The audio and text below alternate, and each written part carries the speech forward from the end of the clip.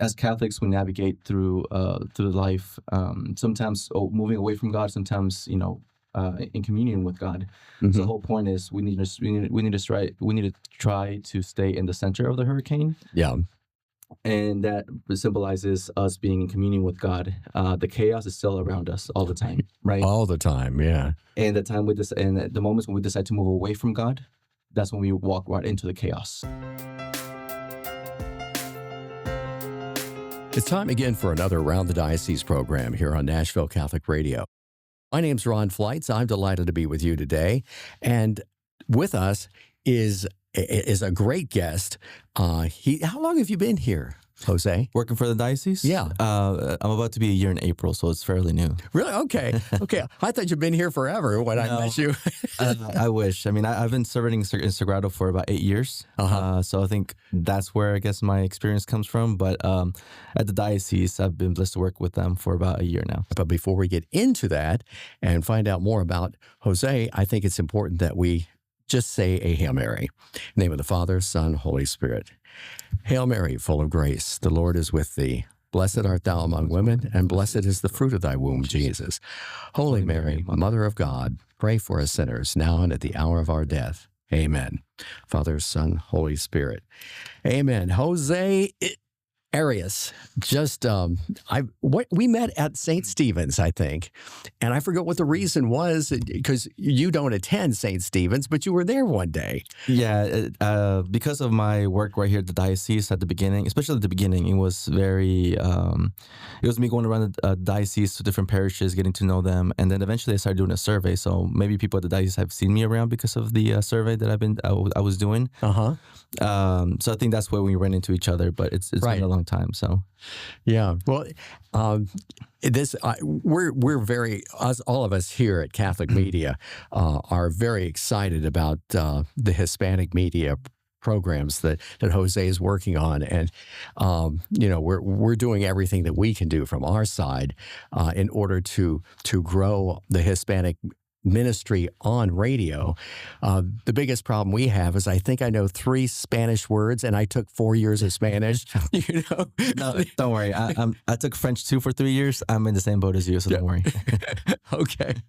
Well, anyhow, we're glad to have you today, and tell us about you, because I know you're a native of Nashville, but tell us you, your family, whatever. So I'm born and raised in Nashville. I did go to Mexico and I started school there. So kindergarten through fourth grade, it was all in Mexico. So my childhood was definitely in Mexico.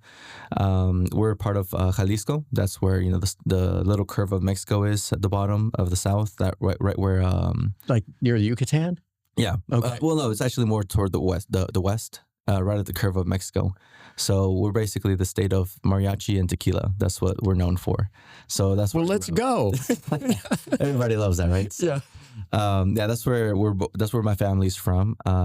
We decided to come back when I was around 9, 10. And I've been here ever since. So you can say that about 22 years of my 27 I've been in Nashville. So definitely in Nashvilleian.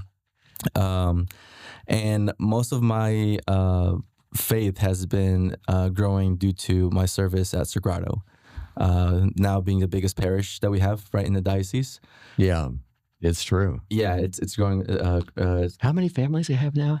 I think it's around 6,000. The actual number of people that show up is 12,000 people show up every Sunday. How many masses can you do with that many people? I mean, we have a lot, and we may be short on those, to be honest. We have 1 Saturday night, and then we have 5 on Sunday. And it still may not be enough. I mean, well, I've heard every one of them is packed. Yeah. Some more than others, but we're fortunate to have a lot of people and a lot of people who are willing to come and listen to to the word of the Lord. So yeah, 6 masses on the weekend. Yeah. And what that holds 2,500 over there in the Sagrado. Yeah. So we're blessed to have that, especially with Unity Hall now. It's a lot more accommodating to even have like events and stuff like that for like Our Lady of Guadalupe or like any other retreat or stuff that we have going on. Right. That space was a big blessing. So other than that, I mean, most of my growth in my going to mass and everything since I've been little has been in the Sagrado. Okay. But I decided to start serving when I had a calling in a retreat to start serving the youth. And that's since then it's been about 8 years, and I went through youth ministry, attending the youth groups, even being the coordinator. So taking lead of all the servers, people who are serving, and we have a whole ministry that's pretty robust. We have 40 people who are volunteers show up, and we're planning all the fundraising, all the community events, all the retreats, all the youth groups, because we're in charge of 2 youth groups, the young adults and the adolescents. Okay. So we have plenty of work over there, thankfully. And that's only the people who are serving. That's 40 people. On top of that, we have about 50 young adults that come every Wednesday, and another 40 to 50 that are adolescents that come every Wednesday. Wow. And we have plenty of work to do. And our retreats are 100 people minimum. We get 100, 120. We got to cap it because I know we just want to give all. It's not just about people showing up and sharing and proclaiming the word of the Lord. It's also serving them in the proper way. So we have to cap it at some point. Be like, hey, I'm sorry, we can't take any more people. But it's through that ministry that I've been fortunate to grow my faith. And at one point, we realized that we needed a little bit more presence in the media, and that's when we decided to. Me and 3 other people who serve with me at the youth group, that we decided to open up a podcast in Spanish. Yeah. The name of that podcast is "In the Eye of the Hurricane," but it's in Spanish. Okay. Spanish. And what is it in Spanish? So, "En el ojo del huracán." I'm glad we're. As Catholics, we navigate through life. Sometimes moving away from God. Sometimes in communion with God. So the whole point is we need to try to stay in the center of the hurricane. Yeah. And that symbolizes us being in communion with God. The chaos is still around us all the time, right? All the time, yeah. And the moments when we decide to move away from God, that's when we walk right into the chaos. So the point of the podcast is, for people to listen to us and hopefully walk in communion with God and make sure the chaos stays outside of our lives, as much as we can, and stay in peace. So we've been doing it for about a year or so. And Bill Staley, when he was working here at the diocese, was a huge help in us getting us. He is a great guy. Amazing. I love him, and he helped us a lot getting the podcast going and whatnot. And eventually, that's when he mentioned the job here at the diocese at Hispanic Media. And so this was like 7 or 8 years ago when you really started a lot of this, right? Well, I guess serving the Lord and all that stuff. Right. That's basically when it started. But working for the diocese has been about a year. Bill eventually, walked me through the whole process and like, hey, there's this job, these are our plans, this is what, we're thinking that the Hispanic media needs. Let us know what you think. And I went through the whole, hiring process, and I'm here now, serving the Lord. And we're glad you're here. Thank you, appreciate you. Yeah, it's so you have to try and gather. I mean, first of all, with people who can fill 6 masses a weekend, how do you find the right people to literally help you get involved with media? It's not easy, but the thing here, like the same way we thought about the podcast, right, ourselves, there's other people in the diocese that have thought the same thing, that have noticed the gap in media for Hispanics. And I mean, obviously you guys, obviously in the radio are noticing that you guys are trying to expand that part of Exactly. Yeah. It's one of our main goals. Exactly. So there's a need for it there. And it's not just because, according to the stats that we have and the averages based on like the USCCB and the media the media survey that I did in all the parishes, 26 of our parishes have some type of Hispanic mass. It could be 1. Really? 2. Yes. That's phenomenal. I would imagine maybe 8 or 9, but I did not realize that. Half of them. So half of them have at least 1 mass in Spanish. And I mean that obviously the sacraments and all that stuff depends per parish, and that basically tells us that there's about a 40% of the population, the Catholic population, is Hispanic. So it is a pretty large amount. About half of it is Hispanic, and it's growing. It's growing because, they usually tend to have big families, right? Right. So it's not just the present, but it's also the future of the church. And that's kind of my goal here at the diocese, right? My goal is not just to serve the community, the Hispanic community, but just the whole diocese community, right? And help us be one big Catholic family together. You guys learn off of each other. The Hispanics learn off the Anglo, Sure. the Anglo off the Hispanics. There's plenty of ways for us to collaborate and grow together, and especially because our cultures are very different, right? Right, exactly. Yeah.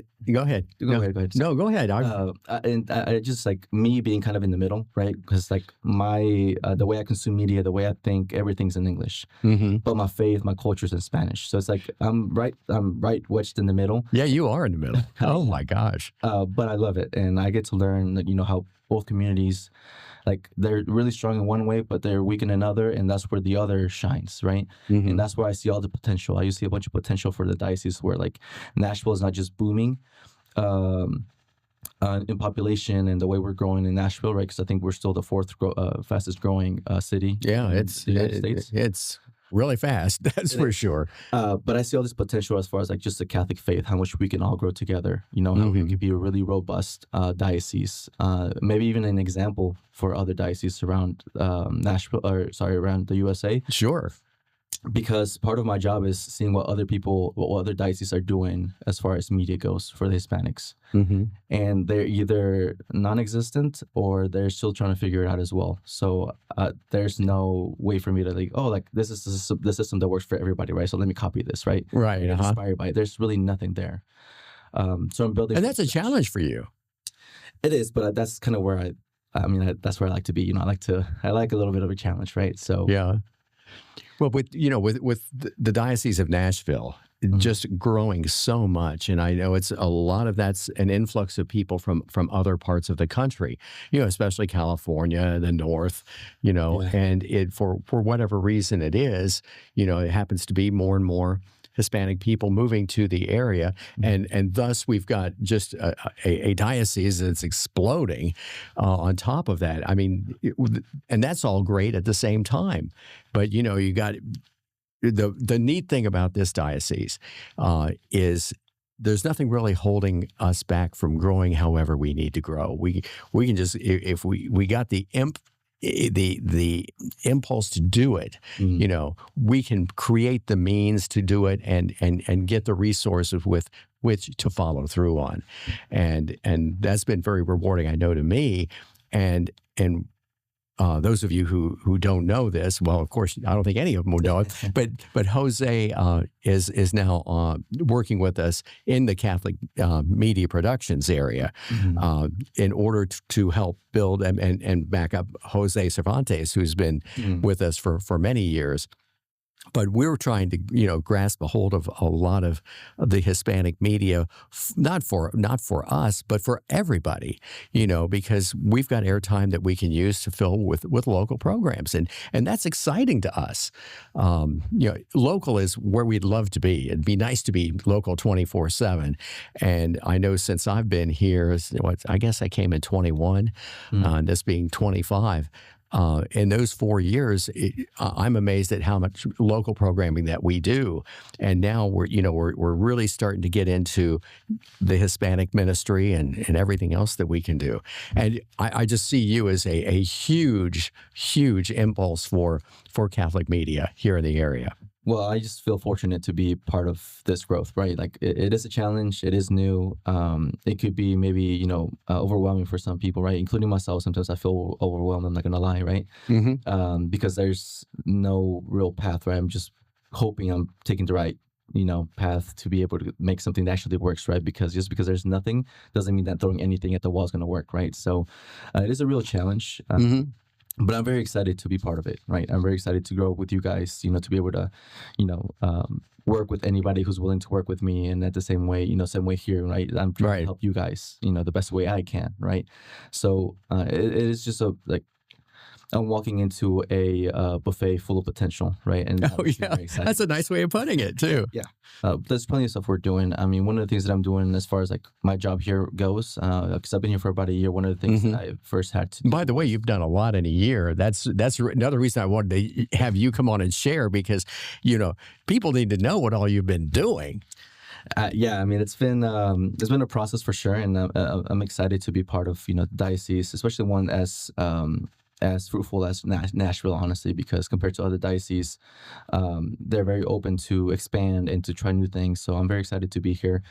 And one of the things that they were very open to do when I first started is not just they're kind of basing a lot of the stuff that we were going to do based off my experience, right, and my thoughts. But I don't think that was enough, right? Like, it could be, biased, it could be, altered, like we needed solid numbers to be able to build a good strategy, right, that would work. So one of the things that I did is I had to go to all the parishes, all 26 parishes that had a Hispanic presence, and survey them. And I had to, print out all these papers and show up during all their Sunday and the survey would include what? Oh, it was just like general questions that would help. We weren't asking for any personal information. It was just like understanding how they were consuming media, right? So, how do you stay in contact with friends? How do you stay up to date with news?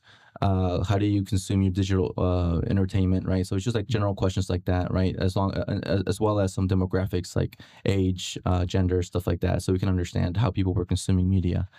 And I mean, we had a 20% participation rate, so we had a great number of participants all over the diocese. And I mean, this is 20% off of, we have an estimate of around 40,000 Hispanic Catholics that are attending Mass every Sunday. In our diocese? Yes. Wow. So it's a very huge number. And it is huge. Yeah. And 20% of that was able to, participate in the survey and share their thoughts.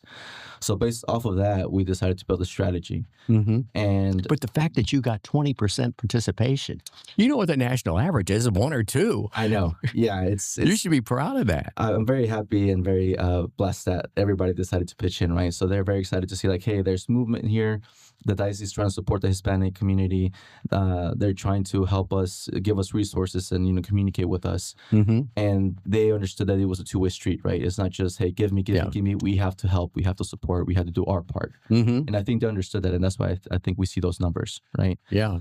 And it was interesting, right? Like even some of my thoughts that I thought, like information that I thought I knew, right, of how my culture worked. Yeah. Once I saw the numbers, it was different, right? And I can share a story if you don't mind. Please. Oh, by all means. There was a time when we had a retreat here, and it was for the people that were to do their confirmation. Okay. Right. And a deacon from a different parish outside of Sagrado was going to expose our Lord in the Eucharist. I'm sorry if I'm fudging some of these words. Most of my faith is in Spanish, so that's okay. You're doing well. Thank you. Okay. Thank you. If this was turned around, nobody understands a single thing. If I had to speak in Spanish, so don't worry, you're fine. Thank you. Appreciate that. So he was going to expose them, right? And we're going to have our adoration. And this was, keep in mind, these are all adolescents, right? 13-year-olds, 14, right, max. And as he is doing the Hail Mary, before he did it, actually, I saw him look around because I was literally facing him, right? He looked around, he's like, oh, these are a bunch of adolescents, so let me do the Hail Mary, right, in English. He started doing it, and he got no response. No one was able to finish it. And he's like, oh, maybe they didn't hear me. So he did it again a little bit louder, and he waited for them to help, to finish it. Yeah. And nobody answered. He's like, oh, what? He kind of had this moment of like, maybe I'm saying it wrong, right? So he said it in Spanish, and everybody was able to respond. So it was very interesting to see, like, for me, that was kind of an eye-opener. Like, at that moment, I was like, I think it was, for me, it was obvious being in Sagrado, right? Saying, obviously, right. Their faith is in Spanish, so why would he try in English, right? But then I realized that he was a Hispanic deacon in a different parish. And I was like, well, he saw a bunch of young people that were Hispanic, and he's like, well, they do their faith in English. So just because we did it in Spanish, that they did it in Spanish. So I realized that there was different realities at different parishes. And that helped me go interesting, about that kind of thing, that there's parishes out there that leaders influence how they, live their faith. In here in Sagrado, because the Hispanic community is, it's only Hispanics in there, then the Mass, the sacraments, everything that they learn, how to pray, everything's in Spanish. So for me, it was obvious because I'm used to that. But other parishes that share the community, right? They have bilingual masses. Maybe, catechistas is in English or bilingual, or, right. There are different realities at different parishes. And my job is to understand every reality to be able to serve them the best I can. So, for instance, you might have gone to some parishes where they're doing one Hispanic Mass a week, and they do a combination Mass. Is it like English and Spanish? There's some that do that, yeah. I've seen St. Philip do that, where, like, some of the liturgy is in Spanish, some are in English, some songs are in Spanish, some in English. It depends, and some do like, hey, just strictly Spanish. We'll have Spanish Mass times and English Mass times. And some pastors are getting very creative to the point where they're saying, hey, some people are getting like they don't feel as comfortable receiving confession in English or bilingual, so they'll call on they'll ask for help from other Hispanic pastors, and they'll kind of convene together and have like a general confession time where other people from other parishes or nearby can come and confess. Yeah. Okay. So we just everybody's just getting creative, trying to figure out their best way to serve the people. And it's very interesting to see all those realities and how people are finding creative ways to help each other out. And I think I find that very interesting. And I want to learn off of that so we can, optimize best we can. So everybody can, we can keep growing all together, basically. Yeah. Yeah. Interesting. Wow. So much going on that we just don't see here. And your ability to bring it to light is priceless. And I can't begin to imagine all the neat things that you're going to bring forward. If you look into your crystal ball a little bit, Jose, what does some of that look like? And this is, I'm part of the communication department, so I'm working with the Tennessee Registry, and the team there. I'm part of that team, and I'm very thankful to be there. And we're working together to just optimize the effectiveness of the way we communicate across the diocese, right? We want the Anglo to know, to learn off of the Hispanics learn off the Anglo, so we can best thrive together, so they can feel like we really are one community, because we are, right? It's not just Anglo-speaking, just Spanish speakers. There's a lot more. There's people from all cultures here. And I'll give you an example. Just because we're Hispanics, we're starting to reach a challenge ourselves of, just because you speak Spanish doesn't mean you share our culture. I say that because the immigration that's happening right now, it's not Mexicans anymore. Mexico is stabilizing in the violence and the economy, all that stuff is being stabilized. Right. So there's less Mexican immigrants coming in. We're seeing a lot of Venezuelans, a lot of Nicaraguans, all those people in the South America that are really struggling with their government. Yeah. So we're comfortable saying, we were comfortable saying, hey, we know our community because we were mostly Mexican, right? That's no longer the case. Interesting. And we have to adapt to that, right? So we have our own challenges, and that's fine, because we're all still one community, right? And that's why I think this is the perfect way for us to keep growing together. And as time goes on, we see like the younger people who express themselves in English, who think in English, they want to keep growing because they feel American. They feel American, right. And they are American. And what they want is to be able to keep like learning about God in a way that not just includes their culture, but that includes the culture that they're living in, right? Because yes, they grow up with a lot of traditions that their parents teach them, but they're also growing as Nashvillians, right? True. And there's a blend there that us as the older people and the people who are leaders in the community have to keep that in mind, right? That is not just pushing, let's say Mexican traditions on them. There's new traditions being formed.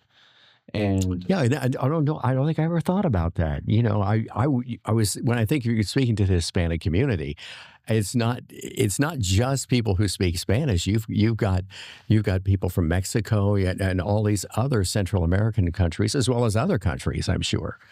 That's completely right. And I see the best example I can put in people's head is like the way Texas and California are, right? Like eventually from the blend of the Americans in Texas and the Hispanics came Tex-Mex. Yeah, right. And it's a whole new blend, right? So I think with time, eventually Nashville's going to have its own blend.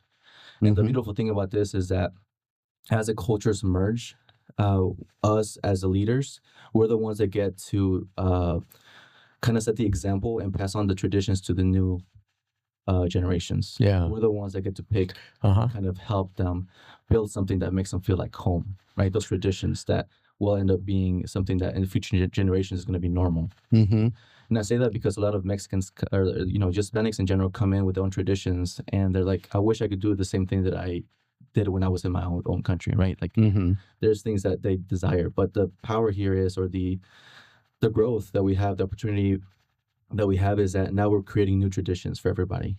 And as we all grow together, we either get to choose that. I mean, the integration is like, it's coming, period. Right. But the thing here is the opportunity that we have is that now we get to be real leaders and really pass on traditions that we think are going to be, foundational to the future generations.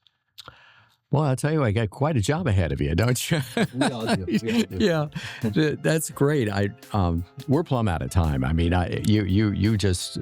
you got to come back, So after get a little bit more under that wing that you're flying on right now, I want you to come back, Jose, and share where the Hispanic ministry is at that point in time, 6 months, maybe a year from now. But the microphone's always open to you. If you have something that you want to bring forward, do not hesitate. Thank you so much. I appreciate your invitation. Our guest today, Jose Arias, who is the Hispanic Media Director here at the Diocese of Nashville.